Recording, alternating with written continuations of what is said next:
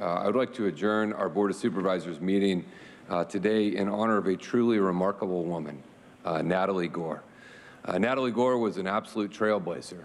She was also an incredibly wonderful person, and if you ever had the opportunity to be around her, to talk to her, you were struck by someone who had such amazing life experience but had such a wonderful demeanor, and she just drew you in and you wanted to spend more time with her. Natalie Gore was one of the first female special agents in the history of the Federal Bureau of Investigation.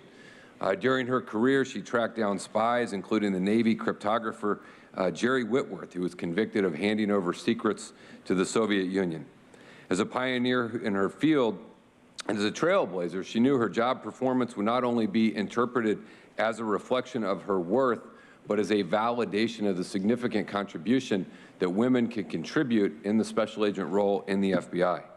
Her fellow agent, Jan Caldwell, said she wanted to do the very best and be the best agent she could be, but it wasn't about pride. She knew if she did a good job, it would make it easier for all of those who would come after her.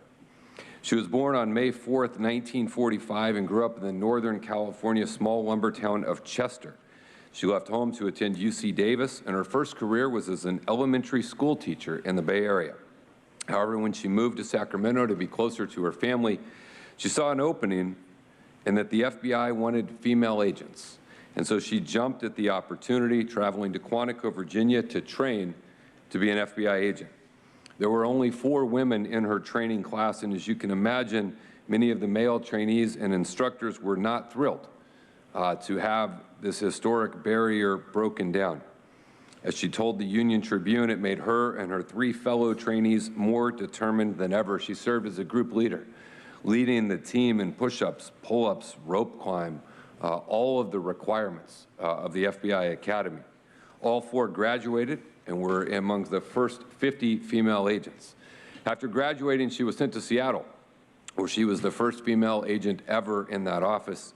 While in Seattle, Natalie met Bill Gore, who supervised a different team in the FBI office in Seattle.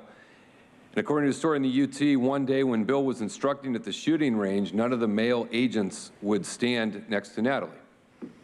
She asked Bill Gore, "Are they afraid I'm going to shoot them?" To which he replied, "No, they just know you're a better shot than they are, and they don't want to be next to you when the targets get pulled back." They started dating, they married in 1976, they moved to Hawaii. Their son Ryan was born after, and Gore thought she was just taking a few years off, but unfortunately Natalie needed eye surgery, and the FBI declined to rehire her after that procedure. She described it as a true and utter heartbreak that she had fully expected to retire with the Bureau.